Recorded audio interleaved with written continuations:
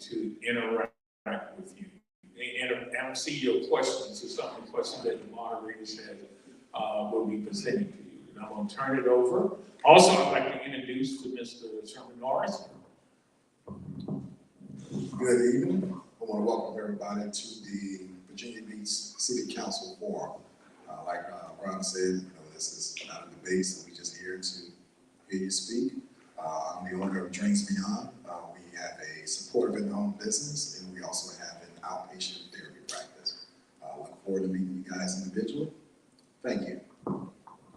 Okay, we're going to turn it over to Mr. Walter Kim.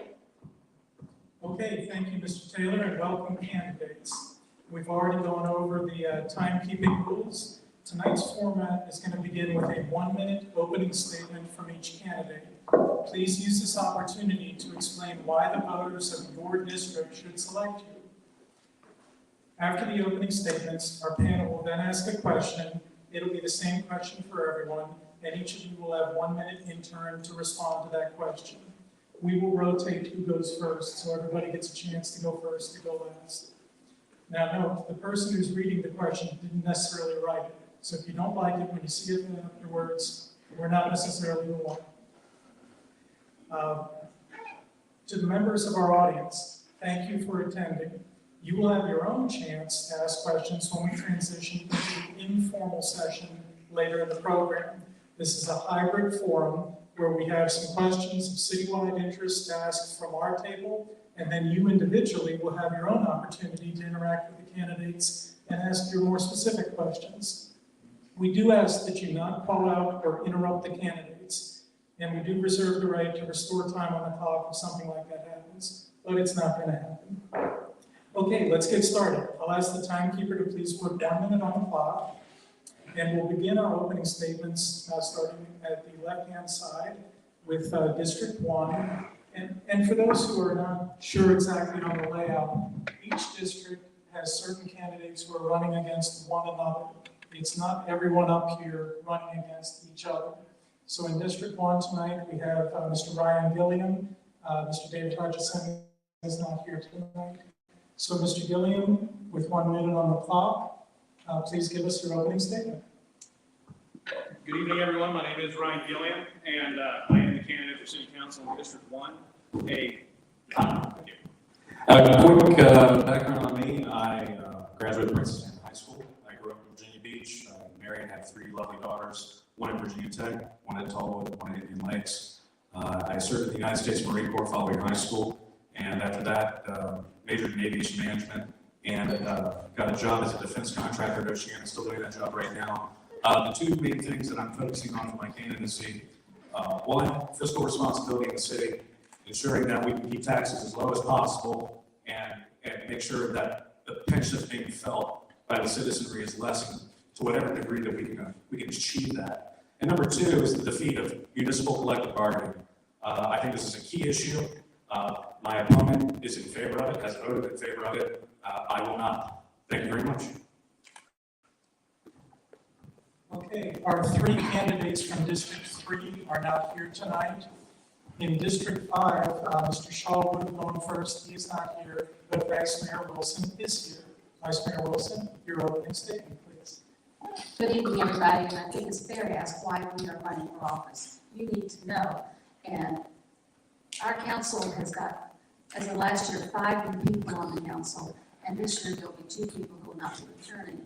So in a 2-year period, you're going to have 7 new people on the council, and that's good, good ideas. But you also need people who have been there, who knows how to get things done, and who knows and have the historic knowledge of what has happened with the city. And I'm one of those people. And my slogan is leadership that delivers, because I know how to get things done, and I give great constituent service. And not only do I look out for District 5, though, I have the overall view to ensure that everything in the city runs well and does well, because when that happens, we all do well. Okay, thank you, Vice Mayor.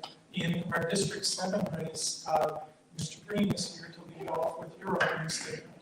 Thank you. Thank you, Black Caucus, for having this event. My name is Cash Green. As you know on the ballot, it will be Cal F. Cash and parentheses, Jackson-Green. The reason I'm running for office is very clear. District 7 needs to be represented. It is the forgotten district. I am a natural negotiator. It's what I do on my profession. It's what I do with my life. It's what I do every single day. But it's diplomacy. So I'm going to bring energy, vitality, and I'm going to bring more jobs to District 7.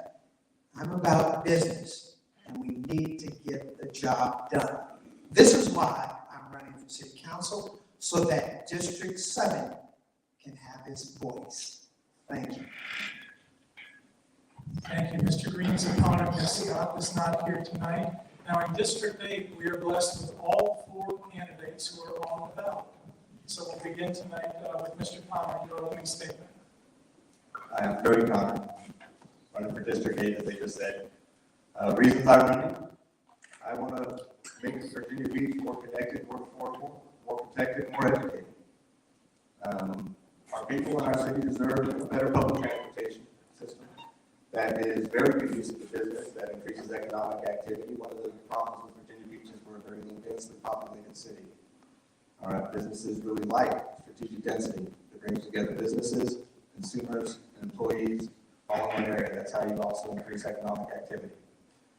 I'm also a maintenance supervisor. I spent the last 10 years as a maintenance supervisor. I know housing, I know building, I know infrastructure intimately. At a time where one of our city's biggest challenges are building, housing, and infrastructure. So I think I'm very well suited to represent our city and to make some of those decisions, especially when it comes to housing and infrastructure. Thank you. Okay, thank you, sir. Mr. Cummings, you are next with the opening statement. Again, I would like to.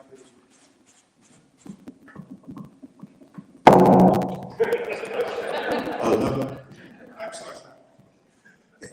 My name is Stacy Cummings, and I am running for City Council District 8. The reasons why I believe that I should receive your vote is, one, my background. I have a background that is unique to anyone else that's running, or maybe anyone else that's ever run for City Council. I come from a very modest background. My father was a plumber. My mother stayed home, raised 5 children. I joined the Army, right out of high school, became a military policeman, used the GI Bill to get a degree in accounting from University of Maryland, got my CPA, went to work for Pricewaterhouse International Accounting Firm. I got into the car business and was one of the founding partners of Priority Automotive. There, we started with 2 small dealerships. We grew into 19 dealerships. It's a $1.5 million company. I know large business. I know how to write a budget, and I had to read a budget, and I had to rewrite a budget. I know where to find the fat. Thank you. Thank you, sir. Our next candidate from District 8 is Mr. Hines. Good evening, my name is Phil Hines. Nice to be, I guess, on home turf. I live right down the street in Thalia, and thank you for everyone for coming out tonight. My reasons for running are pretty simple, and one of them, I've been campaigning since January. Our city has an issue with too many people leaving the city, whether it's seniors or young people, they're leaving, okay? We have a lack of economic opportunity. One of the big things I've been pushing for a long time now since I've been campaigning is those train tracks are supposed to be a bike trail from Newtown Road to the ocean front. That is job creation, that's housing affordability, that really unlocks the potential to a lot of the problems we have. Secondly, we've got an issue, our police force is hurting.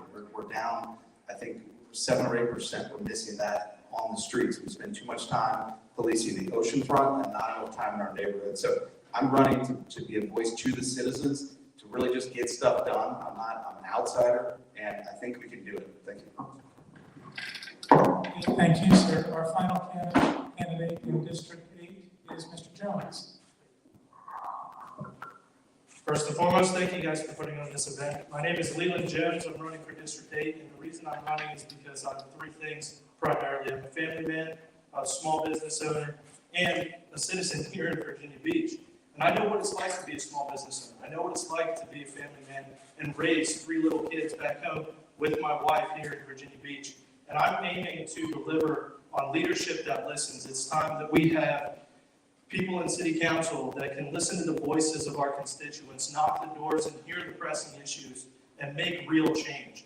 We're talking about tax relief, modernization of our schools. We need healthier travel and items that actually pertain to what our constituents want.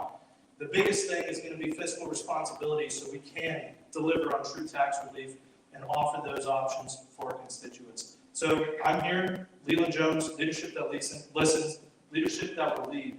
And at the end of the day, guys, leadership that will deliver. Vote Leland Jones, District 8. Thank you, candidates. We'll now move on to questions, starting with collective bargaining. Question number 1. Would it be in the best interest of the city of Virginia Beach to allow collective bargaining for city employees? We'll hear this first from candidates in District 5, since it's Vice Mayor Wilson. Thank you. I have always been a strong supporter of employees. My 4 years I spent on the school board, I always supported the teachers and the school staff. And the council would always make sure that we get the best raises and the best working conditions for the schools and for our own city workers. And 3 years ago, we went to the STEP plan and we spent $36 million to create a STEP plan to help our employees, which have had for years a real problem with equity. And so I believe in our employees and I believe in the work that they do for us. The collective bargaining is union. And I don't really think that our employees need to unionize. We work with our employees, we'll talk to our employees. I'm on the record for voting against collective bargaining, which is unionizing the city workers, and it'll be the school division as well. And all the other cities around us are looking at us to find out what they should do with collective bargaining.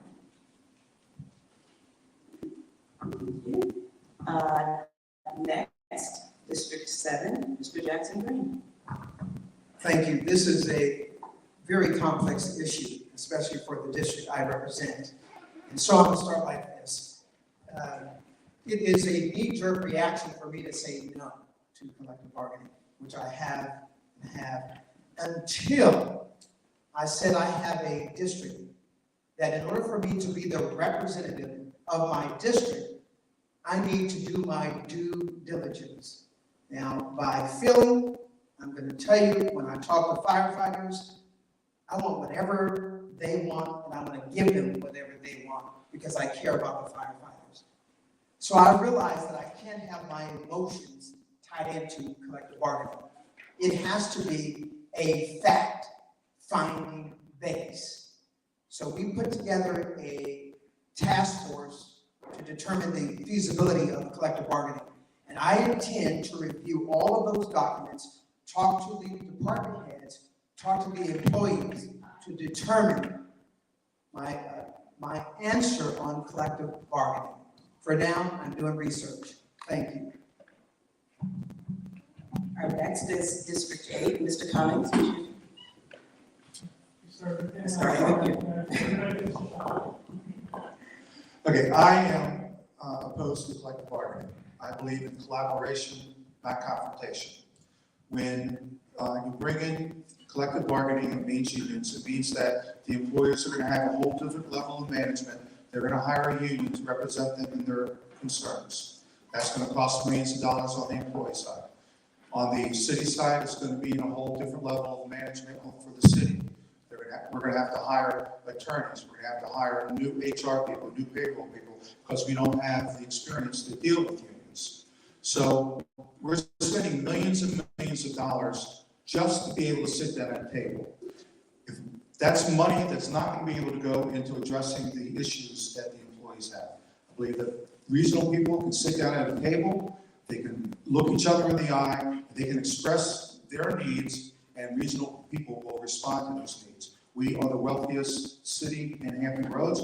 We should be paying our employees as such. So we need to take care of our people, both in pay and in work conditions. Mr. Hines. I do not support collective bargaining. I've said that a lot, I'll say it again. But that doesn't mean we can't take care of our police, fire, EMS, and the rest of the employees in the city. And a lot of people here are talking about fiscal responsibility. Okay, I've been saying this since January. Our city's not in a crisis of resources, it's in a crisis of leadership. We have tons of money, we have a gold mine, and we're not taking care of the people. Our police ranked 6th out of 8 in Hampton Roads for starting salary. I was a political science minor at OU. One of the things I remember in one of my classes was Democrats and Republicans oftentimes have the same goals. They have a different way of achieving it. I don't think adding more government to our city is really the answer. I think we can sit down, we can take care of business, and we have the money, so let's do it. Mr. Jones, will hear from you. So for collective bargaining, I do not think that that's the ultimate solution. I think we need to hear everybody's voices and vouch for fair wages and fair work environments. Growing up a Navy kid, both my parents were naval aviators, and I got to see them both on the active duty side and on the government civil side. And there's other alternatives that I think could be more effective, that we should inspire these new ideas. For example, the pay scales of the federal government and other municipalities follow like pay scales. And so mimicking something like that could ensure that not just our police and fire, which are vastly important and are there in our worst days, but also the guys that take out our trash and the citizens that are here for us, and all city workers can get that fair merit-based pay on all walks of life. So that's what I'm for. Again, I don't know if collective bargaining is the solution, but I know that there is one, and I'm, again, the leader that listens, and I'm here to listen to what the constituents want to see. Thank you. Thank you, Mr. Carter. I'm going to be the only one here that stands up and says, yes, I do support collective bargaining. And I think Bill helped hit on the reason why. Our firefighters are paid, what was it, 6 out of the 8 cities. When you have good leadership, yes, your firefighters and your EMS workers and your teachers are taken care of. But what protects them when you have bad leadership? What protects them when the money is misspent? All right, what gives them power in the negotiations to make sure they're paid enough to live here in the city that they protect? What gives them power to make sure that they are ensured the safety precautions and everything that they need so that their lives are kept as safe as they're trying to keep ours? And so, yes, I do support collective bargaining. I do think there's a way to do it right. And as other people have said, we have plenty of money. It's about spending it the right way and investing in the right things. And I believe in building from the ground up. And the ground starts with our workers. And as far as I'm concerned, the workers start with the ones that we call when we need our lives saved. Final district, Mr. Gilliam. Here we go. As has been said by several other candidates and the elected president, I am not for collective bargaining. I would like to say that I'm the literal representation of a rank and file taxpayer in Virginia Beach. And I can tell you, in the past couple of years, I've watched my home value increase every year, which is great if I was going to sell it. Unfortunately, because we're a property assessed-based system in the city, that means higher taxes every year, and I'm being squeezed. And I can tell you, as someone who knows the value of service as a United States Marine, I did not join the Marine Corps to get lots of wealth and benefits. Yes, some came with it, but I understood what I was getting into when I rose my right hand. Okay? I feel like a lot of the people in our ERS, our emergency response system, they knew what they were getting into. Now we need to meet and confer and do by them right, but collective bargaining is not the way to do it, in my opinion. We can ill afford it, in my opinion. Thank you.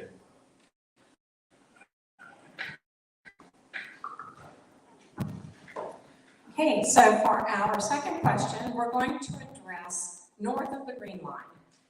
From 22-story oceanfront towers to filling in lakes for building sites, the problem of finding sites for development projects is obvious, and the final say rests with council members. Above the Green Line, many ideas have been floated about the vacant lots and abandoned businesses. The city could buy these properties to market them to builders, presumably at an expense and possibly a loss to the taxpayers. The city could offer higher incentives to builders for specific projects, again at taxpayers' expense. As a member of city council, this issue will come before you. So what plans would you support to encourage new residential and business ventures on existing spaces north of the Green Line? So we'll start with District 5, and since Mr. Shaw is not here, we'll start with Vice Mayor Wilson. Well, everybody needs to know there's a green line and a blue line. And there's a lot of confusion about that. So the blue line is where there's no city services with city water or sewer. And that's across like Indian River Road and Princess Anne Road. So there's none available for that. And then there's the green, between the green and the blue line, there is allowed to be development, including that's where your municipal center is. That's where you've got shopping centers. That's where you've got development. You've already got some, but you have to be careful with how you do it. I think we've got to be very careful with our tax dollars. I know affordable housing is a really important issue right now because I started the Housing Advisory Board, by the way, because I always felt like if you worked in Virginia Beach, you should be able to afford to live in Virginia Beach. And there are some incentives that can be given that's not really going to dig a hole into the taxpayer's pocket. And we can find out more about that. Okay, so now District 7, Mr. Jackson Green. When it comes to the Green Line, we're not gonna build there, we're not gonna do that, not right now, not with me on council.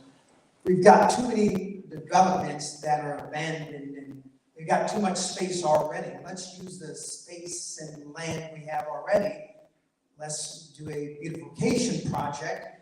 Let's give some power to our small business owners who don't have enough employees coming to their shops and who are breaking out. Some of them are breaking even, some of them are reporting a loss.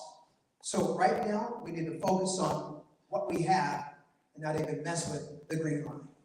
Thank you. Thank you. Now we'll go to District 8, and we'll start with Mr. Hines. To answer the question of what should we do to encourage development north of the Green Line, it's to repurpose our aging strip malls in the right areas. And so there's a mechanism in which you can do that, and it's just basically called rezoning parts of the areas. We have to be a business-friendly city while still maintaining the character of our neighborhoods, okay? So I talked about the bike trail. That's one thing, that's a public investment.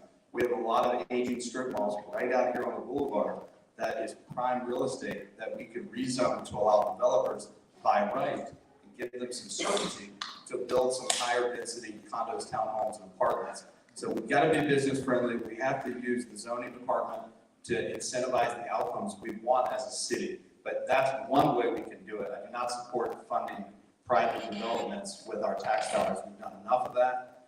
Those dollars that we use for public-private partnerships need to go to the police, fire, EMS, and teachers.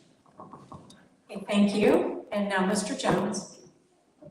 Yeah, that's a great question about the Green Line. So I don't believe that we should, if we're talking about fiscal responsibility, there should not be more tax dollars allocated to going beyond the Green Line because the tax implications of developing in areas without sewage and utilities it could be astounding, right? We have city property, we have underdeveloped properties, well, not really underdeveloped, just underutilized properties that have gone vacant that we could use and work with developers to turn that into affordable housing. So that would be the more fiscally responsible approach to not dipping into the pockets of our constituents and offer both affordable housing and keeping jobs here, keeping employees here, keeping the working class here by providing them fiscal or affordable housing rather. And let's not forget about the seniors too. We have people vacating Virginia Beach. We need to bring them back here and let them have an affordable place to stay by providing that and using what we already have. Thank you. Mr. Connor? Thank you. Yeah, I'm gonna mimic a couple of things that were said. Yes, there does have to be some rezoning. We do have a lot of basically available strip mall land, a lot of flat land. We do need to be looking at more multi-use buildings, and we do need to be looking at more strategic density. But a big part of what we got to keep in mind when we look at rezoning is we lose the same profits that we would get with conditional zoning. So we're going to have a plan for what we do for school population's increasing, and how do we teach and house those students? We're gonna have a plan for what we do about an increased need for public transportation for people to get around those places. Rezoning takes that profit burden and makes it easier for businesses, but we still have impacts outside of economic impacts and job impacts. We have impacts on all of our services that go on in that community. And so when we do these rezonings and we do these plans, we have to make sure we're taking those impacts of the community into account, not just how it's going to benefit the businesses. Thank you. And Mr. Cummings? Well, I'm glad that some of the other people up here have read my webpage and they're now adopting what I've been talking about since February when no one else was. So I do believe that we have to repurpose some of our commercial properties. I've been saying that all along. What I would like to see is for people that own those properties to be able to get a conditional rezoning so that they can take that property while it's still being used in its current form, so they still have income coming in, and they can market that property to developers for multi-purpose uses or residential uses. I think that we also need to streamline the process for developers to be able to come in and redevelop these properties. That we need to make it easier permit process, easier review process, and so that we're not taking 2 and 3 years to get a project from the sale to getting something into the ground. Okay, thank you. Now we'll move to District 1, and I'll just repeat the question.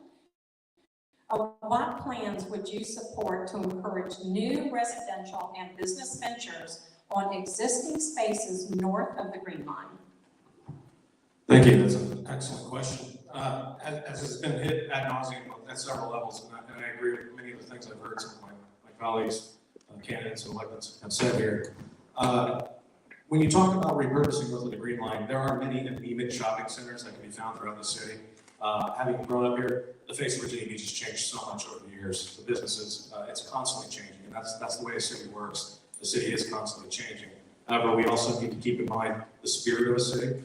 We also need to keep in mind that the things that make the city great and act as a magnet continue to draw people to our city.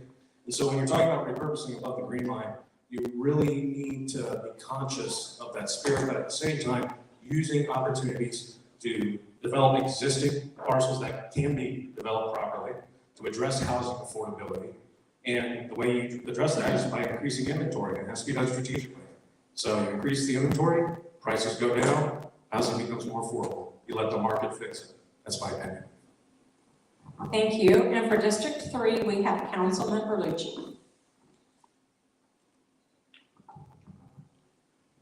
Thank you. I love the opportunity to answer the question, but may I offer just a few words of greeting or an introduction before I do, since I just arrived?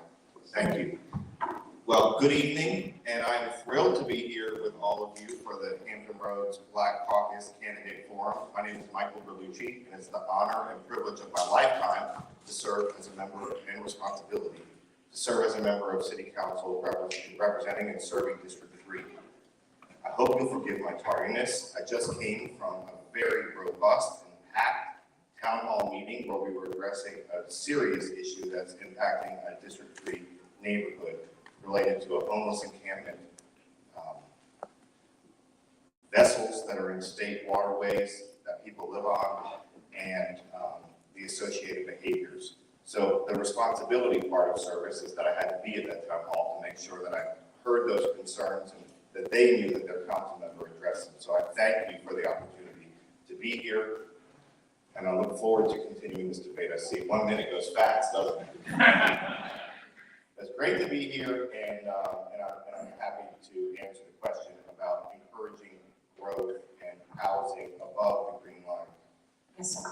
I think the answer is that housing affordability, and actually affordability in general, is a top priority for our community, and it must remain a top priority for our city council. One of the best ways to encourage an increase in housing availability, which will impact affordability, is to have transparency as we update the comprehensive plan with our community so that neighborhoods and established neighborhoods and Virginia Beach citizens can know, understand, and participate in formulating plans to address the issues that we all face, such as housing affordability. There are areas where there are less established neighborhoods where we could consider increasing density, areas that flood less. And in those areas, we should work hard to do that. But at the same time, we have to be transparent with the community and engage the community in the process so that everyone has a seat at the table, can formulate and participate in those plans, and then know and expect how that planning will unfold in the future. Okay, thank you, candidates.